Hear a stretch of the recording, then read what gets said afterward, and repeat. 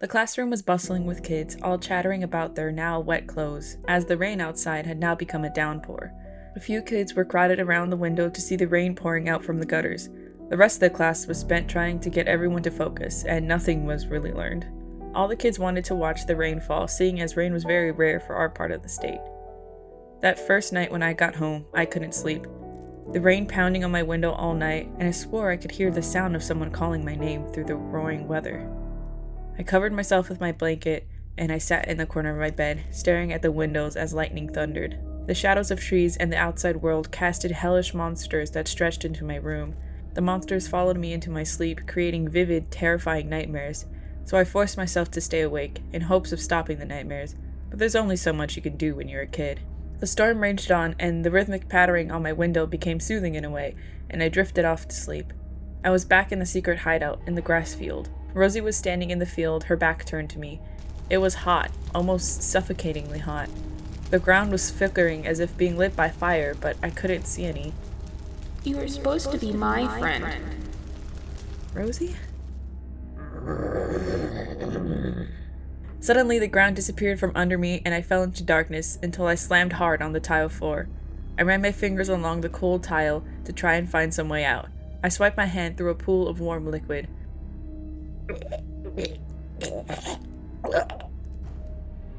I jumped back, and a flash of lightning revealed the severed head of a child on the floor in the pool of blood.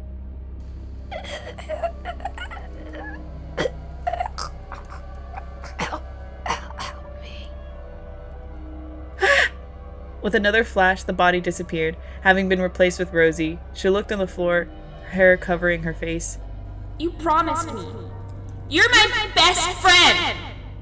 She lunged toward me, her hair flung behind her, revealing her distorted face, pulled and elongated, her eyes bulging out of her head. She grabbed my wrist tightly, causing it to burn. I jolted awake, breathing heavily. I looked down at my wrist. It was still pink in the same spot as in my nightmare. I couldn't sleep after that. The rain lasted for 3 days straight, and in that time, I was able to become good friends with Aaron. It turns out he was a pretty smart kid, and a bit of a nerd. He could recite all the Pokemon cards by heart, which was really cool at the time. I also learned that he was very into bugs. He even had a bug collection that he started with his dad. Since we weren't allowed outdoors to play during recess, we were able to spend our time looking at different kinds of bug books, and I had fun listening to Aaron tell me about the different superpowers of each bug. I was even able to open up a bit to Aaron about my home life. You know, female praying mantises will eat the heads of their mate. I wish humans could do that, so you won't have to worry about your dad. Oh. Yeah, but if we could do that, then we would be zombies. We both started giggling, but that was quickly ruined by the Simmons twins, who were bored out of their minds being cooped up in the classroom all day. They made their way over to us. Oh, look! The freak and the weirdo became friends. Wow, look at you two dorks falling in love. It's gross. I glared at the two of them. Aaron, who was sat next to me, sank lower into the floor and used his book he was holding to shield his face. He was turning a bright shade of red. Why don't you go pick on someone else? I spat back. The twins looked a little shocked by my outburst. Charles began to slow clap. Wow. Crazy Al, finally fighting back. Leave us alone. Aw, what are you gonna do about it, Al? You don't have any friends to back you up anymore. Just your loser wimp friend. But I guess they come in pairs now. Anger burned in my chest as I glared up at them. They caused all of this. It was their fault I was alone. Before I could stop myself, my arm went swinging towards Charles' face, and I punched him on the side of his face. The sudden blow caused him to stumble backwards. He looked up at me, still processing what had happened, before crying loudly. Teacher! Teacher! He hit Charles! The teacher rushed over to see what all the commotion was about.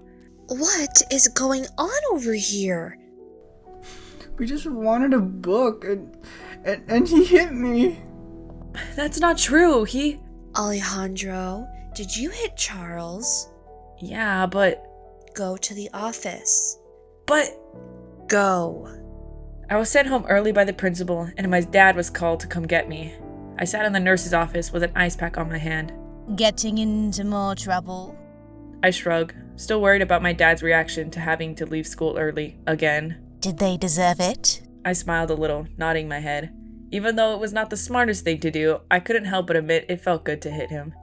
After an hour, my dad pulled up in his truck, looking annoyed to be there. He shot me a glare as he entered the principal's office. They were not talking loud enough for words to be made out, but I could hear their mumbling through the door. Once they were done, my father walked out, and there was no expression on his face. I reluctantly slid off the nurse's bed and handed Nurse Wakely the ice pack. I climbed into the truck, clinging to my backpack, waiting for the reaction. My dad started the car, and we drove in silence until we stopped at the gas station, and my dad went to fill up his tank. I watched from the inside of the car as he walked into the small shop. My mind was racing with ideas of what he could be doing. I heard the click of the gas pump shut off, and shortly after, my dad exited the small shop. I sank down in my seat as I watched my dad round the car and step back inside. He motioned to toss me something, and instinctively I flinched, preparing for a smack. But instead, a light object fell into my lap. I looked down, and there was a chocolate bar. I looked back up at my dad, but he just stared forward and started the car, driving us back home. The next day, I went back to school. Aaron was excitedly waiting for me at the front gates. I met up with him, and we started to make our way back to the class. As we were walking down the hall, I saw Gabe and Ken were already in the classroom line, waiting for the teacher. I looked down, not wanting them to notice, but they both walked up to join us. Hey, I heard you punched Charles yesterday. That's pretty awesome. Maybe not awesome, but he did deserve it. Did you get in trouble? No. There was an awkward silence between us. Aaron went back and forth looking at Ken and me, realizing that there was some tension between us. Considering he hadn't realized that I was on my own for a while, I'm sure he also was out of the loop of the falling out we had. Well, tomorrow is Halloween night, and we're thinking of maybe going. Did you want to come with us? My eyes widened a little. That's exactly what I had wanted. Yeah? Okay. I'm gonna be a wizard.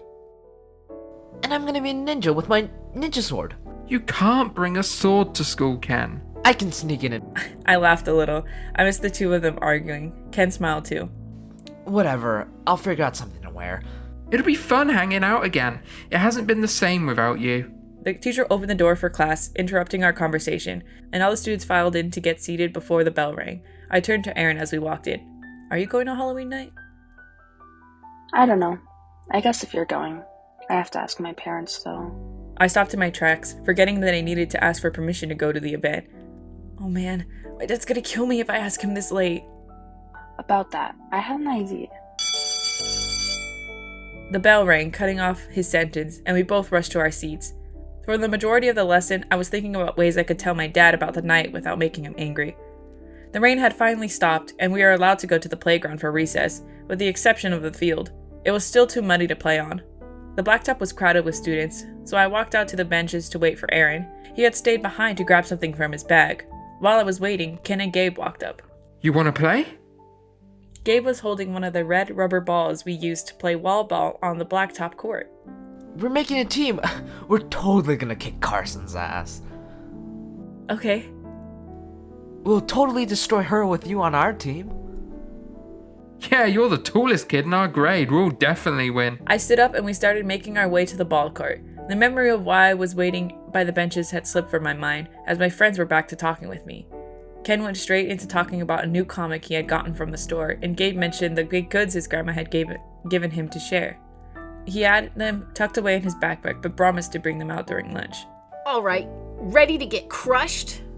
As if you're gonna be the one crying like a baby when we're done. I don't know about that. I'm pretty good. We've got Al as our advantage. Okay, let's see what you got. We played ball for a while until eventually Ken called for a water break. It was a tight match, and we were just 1 point ahead of the other team. We ran over to the fountain to grab some water and regroup. Ken was going over the game plan he was sure would make us win, while I took a drink from the fountain. Alejandro. I looked up from the water fountain to see Aaron running towards us, waving his arm in the air. You disappeared.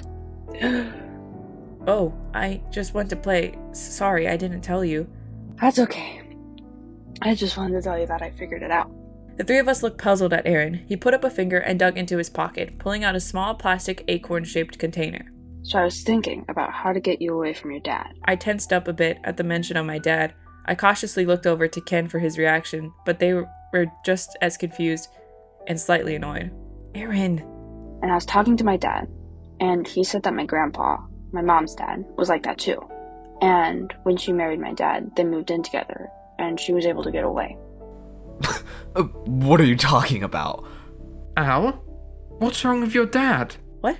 Nothing. Nothing's wrong. I don't know what he's talking about. Anyway. Aaron popped the blue plastic top of the container and kneeled down in front of me. No way. What? If you marry me, then you can move in with me, and you won't have to worry about your dad. Ever again. Aaron. Suddenly, Ken burst into laughter, which drew the attention of other kids in the playground. Is that a ring? Oh my god, is he proposing to Al? My face burned bright red as the kids began gathering around, pointing and laughing. My heart began racing as the children circled around us. I looked around dizzily, the faces distorting and merging with the memories of the group that surrounded me when I was on the floor in front of the bathroom. Aaron, what are you doing? What's wrong? Everything's gonna be okay now. I already told my parents. You told your parents? The laughter of the kids grew louder in my head. I could feel my heart begin to race as the noise circled around me, ringing in my ears. I took a step back. I couldn't tell if I was angry or scared. So much was happening, I could barely think. He had told his parents. I was warned about this. I was gonna get taken away and never see my mother again. My thoughts consumed me, and I slapped the ring out of his hand. Get away from me, weirdo! I don't know what you're talking about! Everyone gasped at the sudden change of tone, and in an instant, everyone went quiet. But Alejandro. Get out of here, Aaron. Yeah, get lost, freak. I want to play handball. Everyone began yelling. Aaron's usual cheerful expression was now twisted as tears were forming in his eyes. I took a deep breath and joined in. Get lost! Tears began running down Aaron's cheeks as he ran off towards the classroom. That was weird. Yeah, no kidding. Let's finish playing before recess is over. I stared out at where Aaron had run off to, then down to my feet. The plastic ring was on the floor, tilted to its side. I tightened my lips as I looked down. A guilty feeling weighed on me. You coming, Al? I ran over to them and we finished playing our game. After that, Aaron had become the new target of bullies. I'm not proud of what I did, but you can't change the past. I wish I could take it back.